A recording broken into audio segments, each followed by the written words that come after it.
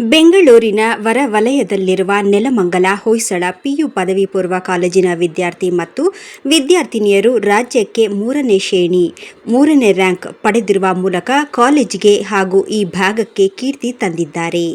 ಈ ಸಂಭ್ರಮದ ಸಂದರ್ಭದಲ್ಲಿ ಅತಿ ಹೆಚ್ಚಿನ ಶ್ರೇಣಿಯಲ್ಲಿ ತೇರ್ಗಡೆಯಾದ ವಿದ್ಯಾರ್ಥಿಗಳನ್ನು ಗೌರವಿಸಲಾಯಿತು. ಕಾಲೇಜಿನ ವತಿಯಿಂದ ಎಲ್ಲ ವಿದ್ಯಾರ್ಥಿಗಳಿಗೆ ಶುಭಾಶಯ ಕೋರಿದರು.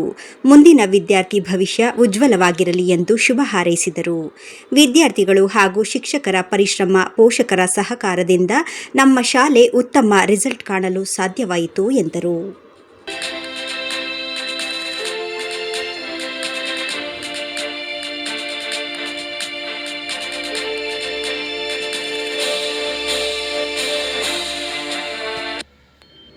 ಎಲ್ಲರಿಗೂ ನಮಸ್ತೆ.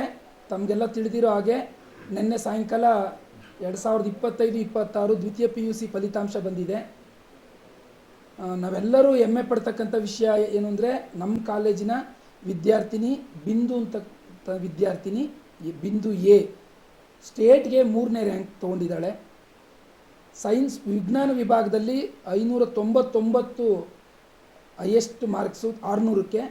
ಈ ಮಗು 597 ತಗೊಂಡು ಸ್ಟೇಟ್ಗೆ 3ನೇ ರ್ಯಾಂಕ್ ತೊಗೊಂಡಿದ್ದಾಳೆ. ಮತ್ತು ಬೆಂಗಳೂರು ಗ್ರಾಮಾಂತರ ಜಿಲ್ಲೆಗೆ 1ನೇ ರ್ಯಾಂಕನ್ನು ತೊಗೊಂಡಿದ್ದಾಳೆ. ಕಾಮರ್ಸಲ್ಲಿ ಪ್ರಾರ್ಥನಾ ಅಂತಕ್ಕಂಥ ಮಗು 594 ಮಾರ್ಕ್ಸನ್ನು ಸ್ಕೋರ್ ಮಾಡಿ 600ಕ್ಕೆ 7ನೇ ರ್ಯಾಂಕನ್ನು ತೊಗೊಂಡಿದ್ದಾಳೆ. ಪ್ರಾರ್ಥನಾ ಆದಮೇಲೆ ರಕ್ಷಾ ಅಂತಕ್ಕಂಥ ಹುಡುಗಿ 593, ಪೃಥ್ವಿಕ್ ಜೈನ್ ಅಂತ 592, ಗಾನಶ್ರೀ ಅಂತಕ್ಕಂಥ ಹುಡುಗಿ 589 ವಿಜ್ಞಾನ ವಿಭಾಗದಲ್ಲಿ ಅವರು 10ರೊಳಗಡೆ ರ್ಯಾಂಕನ್ನು ತೊಗೊಂಡಿದ್ದಾರೆ. ಇಷ್ಟೇ ಅಲ್ಲದೆ 20ನೇ ರ್ಯಾಂಕ್ ಒಳಗಡೆ ಸೈನ್ಸು ಮತ್ತು ಕಾಮರ್ಸ್ ವಿಭಾಗದಿಂದ ಒಟ್ಟು 25 ಜನ 20ನೇ ರ್ಯಾಂಕ್ ಒಳಗಡೆ ತೊಗೊಂಡಿದ್ದಾರೆ. ಇದು ನಿಜವಾಗ್ಲೂ ಕೂಡ ನಮ್ಮ ಕಾಲೇಜಿನ ಒಂದು ಅದ್ವಿತೀಯ ಸಾಧನೆ. 25 ಜನ 20ನೇ ರ್ಯಾಂಕ್ ಒಳಗಡೆ ತೊಗೊಂಡಿದ್ದಾರೆ.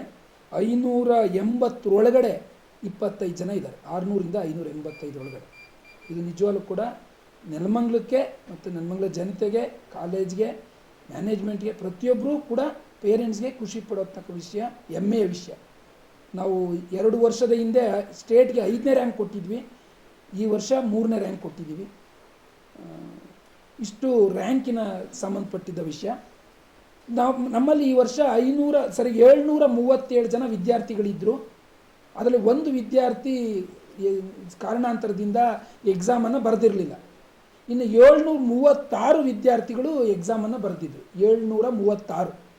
ಆ 736ರಲ್ಲಿ 374 ಡಿಸ್ಟಿಂಕ್ಷನ್ ಬಂದಿದೆ, ಮೋರ್ ದ್ಯಾನ್ 85%. ಫಸ್ಟ್ ಕ್ಲಾಸು 355 ಬಂದಿದೆ, ಸೆಕೆಂಡ್ ಕ್ಲಾಸು 5. 736 ಜನದಲ್ಲಿ 734 ಜನ ಪಾಸಾಗಿದ್ದಾರೆ.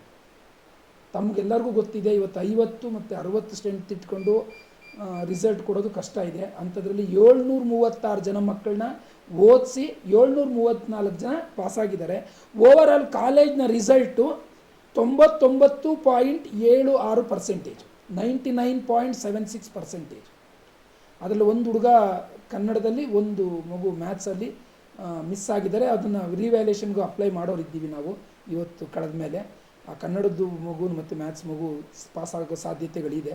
ಅದಾದಮೇಲೆ ತಮಗೆ ತಿಳಿಸ್ತೀನಿ ನಾನು.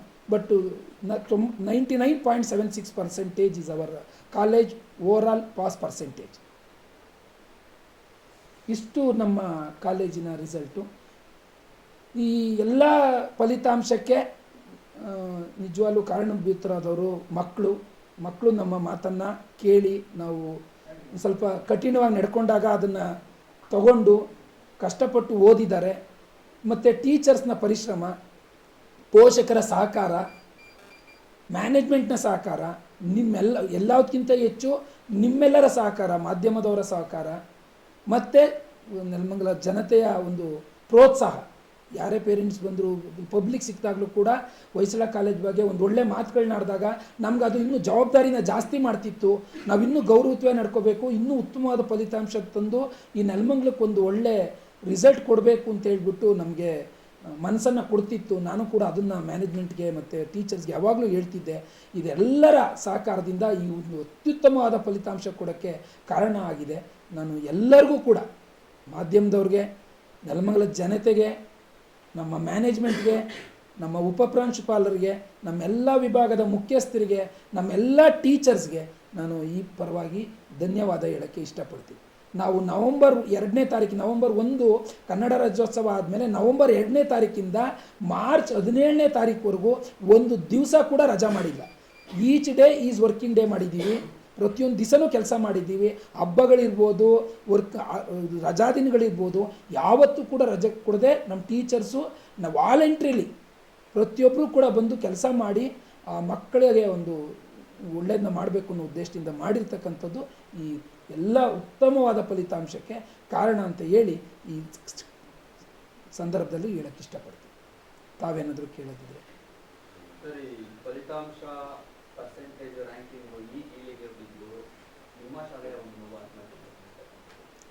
ಸರ್, ಅದು ಆ ಗೀಳಿಗೆ ಬಿದ್ದಿರೋದಲ್ಲ ಸರ್. ಅದು ಮಗು ಏನೋ ಒಂದು ಕಾರಣಾಂತರದಿಂದ ಕೆಟ್ಟ ಒಂದು ಮನಸ್ಥಿತಿನಲ್ಲಿ ಮಾಡ್ಕೊಂಡಿದೆ. ತುಂಬ ಉತ್ತಮವಾದ ಮಗು. ನಾವು ಕೂಡ ಅಲ್ಲಿ ವಿಸಿಟ್ ಮಾಡಿದ್ವಿ. ಆ ಪೇರೆಂಟ್ಸ್ನ ಮಾತಾಡಿದ್ವಿ. ನಮ್ಗೆ ತುಂಬ ಆತ್ಮೀಯರವರು, ನಮಗೆ ಗೊತ್ತಿರೋ ಪೇರೆಂಟೇ ನಮಗವರು. ಅಲ್ಲಿ ಹೋಗಿ ವಿಸಿಟ್ ಮಾಡಿದ್ದೆ, ಅವ್ರನ್ನ ಮಾತಾಡ್ಸ್ಕೊಂಡು ಬಂದೆ. ಅವರು ಅದೇ ಹೇಳ್ತಾಯಿದ್ರು, ಏನೋ ಬೈ ಮಿಸ್ಟೇಕ್ ಆಗೋಯ್ತು ಸರ್, ಅವಳು ಬೇರೆಯವ್ರ ಜೊತೆ ಕಂಪೇರ್ ಮಾಡ್ಕೊಂಬಿಟ್ಟಿದ್ದಾಳೆ. ಏನಂದರೆ ನೋಡಿ ಸರ್, ಈಗ ಪ್ರತಿ ಒಂದು ಮಗುಗೂ ಅದರದ್ದೇ ಆದ ಒಂದು ಇದಿರುತ್ತೆ, ಎಬಿಲಿಟಿ ಇರುತ್ತೆ. ನಾವು ಕೊನೆಯ ಮಗುನ ಮೇಲಿರೋ ಮಗುಗೆ, ಇವತ್ತು 3rd ರ್ಯಾಂಕ್ ಬಂದಿರೋ ಮಗುನ 2nd ಕ್ಲಾಸ್ ಬಂದಿರೋ ಮಗುಗೆ ಕಂಪೇರ್ ಮಾಡೋಕ್ಕಾಗಲ್ರ. ನಾನು ಯಾವಾಗಲೂ ಕೂಡ ಕ್ಲಾಸ್ಗೆ ಹೋದಾಗ ಪೇರೆಂಟ್ಸ್ ಬಂದಾಗ ಹೇಳ್ತಲೇ ಇರ್ತೀನಿ, ದಯವಿಟ್ಟು ಮಕ್ಕಳನ್ನ ಬೇರೆಯವ್ರ ಜೊತೆ ಕಂಪೇರ್ ಮಾಡಬೇಡಿ. ಪ್ರತಿಯೊಬ್ಬ ಇಂಡಿವಿಜುವಲ್ಲು ಕೂಡ ಅವನದೇ ಆದ ಕೆಪಾಸಿಟಿ ಇರುತ್ತೆ. ಅವ್ರ ಮುಂದೆ ಏನಾಗ್ತಾರೆ ಅಂತ ಹೇಳೋಕ್ಕಾಗಲ್ಲ ಅಂತ ಹೇಳ್ತಿದ್ದೀನಿ. ಇದು ನಿಜವಾಗ್ಲೂ ದುರ್ದೈವದ ಸಂಗತಿ. ನಾನು ಕೂಡ ವಿಸಿಟ್ ಮಾಡಿ ಮಗುದು ಇದನ್ನು ನೋಡಿಕೊಂಡು ಅವ್ರ ಪೇರೆಂಟ್ಸ್ಗೆ ಧೈರ್ಯ ಹೇಳಿ ಬೆಳಗ್ಗೆ ಬಂದಿದ್ದೀನಿ.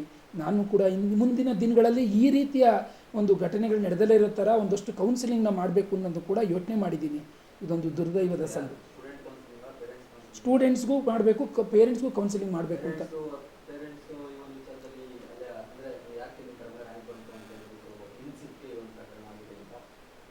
ಸರ್, ಅದು ನನಗೆ ಕರೆಕ್ಟಾಗಿ ಗೊತ್ತಿಲ್ಲ.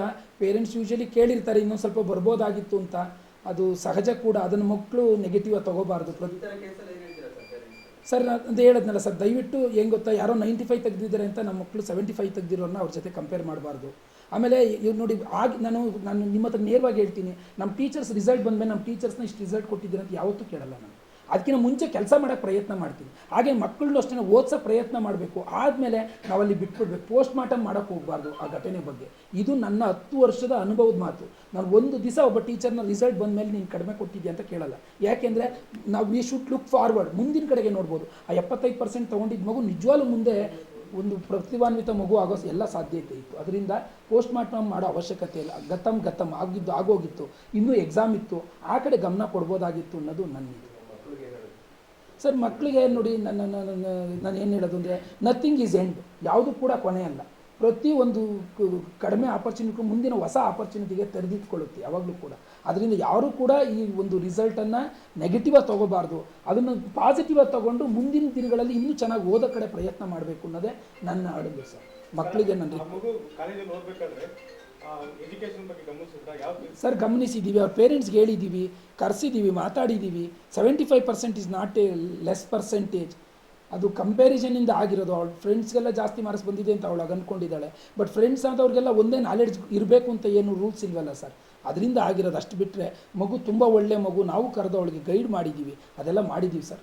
ಪ್ರತಿಯೊಂದು ಮಗುನು, ಯಾವ ಮಗುನು ಸುಮ್ಮನೆ ಬಿಡಲ್ಲ. ಕೊನೆ ಮಗುನು ಕೂಡ ನಾವು ಅವ್ರ ಕಡೆ ಗಮನ ಕೊಟ್ಟಿರ್ತೀವಿ. ಬಂದಿಲ್ಲ ಅಂದ್ರೂ ಮನೆಗೆ ಹೋಗಿ ಕರ್ಕೊಂಬಂದಿದ್ದೀವಿ. ಅವ್ರು ಯಾರೋ ಒಬ್ರು ಪೇರೆಂಟ್ ಹೇಳಿದ್ರು, ನಾವು ಬಂದಮೇಲೆ ಕರ್ಕೊಂಬತ್ತೀವಿ ನೋಡಿ ಅಂತ. ಇಲ್ಲ, ನಿಮ್ಮ ಮನೆ ಮುಂದೆ ಕೂತಿರ್ತೀನಿ, ನೀವು ಬಂದಮೇಲೆ ಕರ್ಕೊಂಡು ಹೋಗ್ತೀನಿ ಅಂತ ಹೇಳಿದ್ದೀನಿ. ಇಲ್ಲ ಸರ್, ಹಂಗಾರೆ ಕರ್ಕೊಂಡೋಗಿ ನಾನು ಹೇಳ್ತೀನಿ ಅಂತ ಕಳಿಸಿದ್ದಾರೆ. ನಾವು ಮನೆ ಹತ್ರನೇ ಹೋಗಿ ಕರ್ಕೊಂಬಂದಿದ್ದೀವಿ ಮಕ್ಕಳನ್ನ. ಆ ರೀತಿಯೆಲ್ಲ ಇದೆ. ಆ ಮಗುದು ಏನೋ ಬೈ ಮಿಸ್ಟೇಕ್ ಆಗಿದೆ. ಅಷ್ಟು ಬಿಟ್ಟರೆ ಅದು ತುಂಬ ಒಳ್ಳೆ ಮಗು. ಆ ಒಂದು ಸಂದರ್ಭಗಳು ಹಂಗೆ ಇರುತ್ತೆ ಕೆಲವು ಸತಿ. ರಾಜ್ಯಕ್ಕೆ 3ನೇ ರ್ಯಾಂಕ್ ಬಂದಿದೆ. ಹೌದು ಮುಂದಿನ ವರ್ಷ ಯಾರು ನೋಡ್ತಾರೆ ಸರ್? ಪ್ರತಿ ವರ್ಷವೂ ನಮ್ಮ ಇದೇನು ಅಂದರೆ ಇಂಪ್ರೂವ್ ಮಾಡ್ಕೊಳ್ಳೋಕ್ಕೆ ಪ್ರಯತ್ನ ಮಾಡ್ತೀವಿ. ತಮಗೆ ಗೊತ್ತಿದೆ, ಈಗ 5ನೇ ರ್ಯಾಂಕ್ ಕೊಟ್ಟಿದ್ವಿ, 3rd ರ್ಯಾಂಕ್ ಬಂದಿದೆ. ಅದನ್ನು ಇನ್ನೂ ಉತ್ತಮ ಪಡಿಸ್ಕೊಳ್ಳೋಕ್ಕೆ ಪ್ರಯತ್ನ ಮಾಡ್ತೀವಿ ಅನ್ನೋದು ನನ್ನದು ಸರ್. ನೆಲಮಂಗಲ ಭಾಗದಲ್ಲಿ ಹೊಯ್ಸಳ PU ಕಾಲೇಜು ಈ ಥರ ಉತ್ತಮವಾದ ರಿಸಲ್ಟ್ ಕೊಟ್ಟಿದ್ವಿ. ನಗರದ ಪ್ರತಿಷ್ಠಿತ ಕಾಲೇಜಿಗೆ ಒಂದು ಸೆಟ್ ಹೊಡೆದಿದೆ. ಅದಕ್ಕೆ ಹಿಂದಾಕಿ ಒಂದು ಮೇಲ್ಗೈ ಸಾಧಿಸಿದ್ರ. ಇದು ಶಿಕ್ಷಕರ ಮತ್ತು ಪೋಷಕರ ಪ್ರೋತ್ಸಾಹ ಯಾವ ಥರ ಇದೆ? ಸರ್ ನಿಜವಾಗ್ಲೂ ನಾನು ಹೇಳಬೇಕು ಅಂದರೆ ನಮ್ಮ ಶಿಕ್ಷಕರು ನಾವೇನೇ ಕೆಲಸ ಹೇಳಿದ್ರೂ ಇದು ಮಾಡ್ತಾ ಇರಲಿಲ್ಲ, ತುಂಬ ಚೆನ್ನಾಗಿ ನಮಗೆ ಸಹಕಾರ ಕೊಟ್ಟಿದ್ದಾರೆ. ಆಮೇಲೆ ಏನು ಗೊತ್ತಾ ಸರ್, ಓದಿಸೋದು ಅಂದರೆ ಒಂದು ದಿವಸದಲ್ಲಿ ಆಗುವಂಥ ಕೆಲಸ ಅಲ್ಲ, ನಿರಂತರವಾಗಿ ನಾವು ಅವ್ರನ್ನ ಮಾನಿಟ್ರ್ ಮಾಡ್ತೀವಿ. ಈಗ ಸೆಕೆಂಡ್ PUC ಬಂದಾಗ ಫಸ್ಟ್ ಟೆಸ್ಟಿಂದನೇ ಅವ್ರನ್ನ ಮಾನಿಟ್ರ್ ಮಾಡ್ತಾ ಹೋಗ್ತೀವಿ. ಅದೇನಾಗುತ್ತೆ, ಅಲ್ಟಿಮೇಟ್ಲಿ ಕೊನೆಯಲ್ಲಿ ಒಳ್ಳೆ ಫಲಿತಾಂಶ ಬರುತ್ತೆ. ಶಿಕ್ಷಕರ ಪಾತ್ರ ಮತ್ತು ಮ್ಯಾನೇಜ್ಮೆಂಟ್ನ ಪಾತ್ರ, ಪೋಷಕರ ಪಾತ್ರ ತುಂಬ ಇದೆ ಸರ್. ಒಂದು ಮಾತು ನಾನು ಕೇಳ್ಪಟ್ಟೆ, ವಿದ್ಯಾರ್ಥಿಗಳು ಏನೋ ಕಾಲೇಜ್ ಚಿಕ್ಕರ ಹುಡುಗ ಅವ್ರ ಮನೆ ಹತ್ರನೇ ಕಾರ್ ತಗೊಂಡೋಗಿ ಅವ್ರ ಮನ ಕರ್ಕೊಂಬಂದು ಕೂಡಿಸಿ ಅವ್ರ ಊಟ ಕೊಡಿಸಿ ಓದಿಸಿ ಕಳಿಸಿ ಮನೆ ಬಿಡ್ತಾ ಇದ್ವಿ ಅಂತ ವಿಚಾರ ಬಂದಿತ್ತು. ಇದ್ರ ಬಗ್ಗೆ ಏನಿತ್ತು? ಇಲ್ಲ ಸರ್, ಇವಾಗ ಎಕ್ಸಾಮ್ ಏನಾದರೂ ಇವತ್ತು ಒಂದು ಎಕ್ಸಾಮ್ ಮುಗಿದ್ರೆ ಅವತ್ತು ನಾವು ಗೌರ್ಮೆಂಟ್ ಕಾಲೇಜಲ್ಲಿ ನಮ್ಮ ಎಕ್ಸಾಮ್ ಸೆಂಟ್ರ್ ಇರ್ತಿತ್ತು, ಅಲ್ಲೋ ಕರ್ಕೊಂಬರ್ತಾ ಇದ್ವಿ ಒಂದು 150-200 ಜನನ. ಅವ್ರು ಊಟ ಕೊಡಿಸಿ ಇಲ್ಲೇ ಸಂಜೆ 6:30ವರೆಗೂ ಓದಿಸ್ತಾ ಇದ್ವಿ. ಓದಿಸ್ಬಿಟ್ಟು ಮತ್ತೆ ಅವ್ರ ಮನೆಗೆ ಕಳಿಸ್ತಿದ್ವಿ, ಮತ್ತೆ ನಾಳೆ ಬರಬೇಕಾಗಿತ್ತು. ಅದೇನಾಗುತ್ತೆ, ಎಕ್ಸಾಮ್ ಟೈಮಲ್ಲಿ ನಾವೇನಾದರೂ ಅವ್ರು ಕೈ ಬಿಟ್ಬಿಟ್ರೆ ಅವರು ನೆಗ್ಲೆಕ್ಟ್ ಮಾಡಿಬಿಡ್ತಾರೆ ಅನ್ನೋ ಭಾವನೆಯಿಂದ ಅವ್ರನ್ನ ಕರ್ಕೊಂಬಂದು ಓದಿಸ್ತಾ ಇದ್ವಿ. ಅದರಿಂದ ತುಂಬ ಒಳ್ಳೆಯ ಫಲಿತಾಂಶ ಬಂದಿದೆ.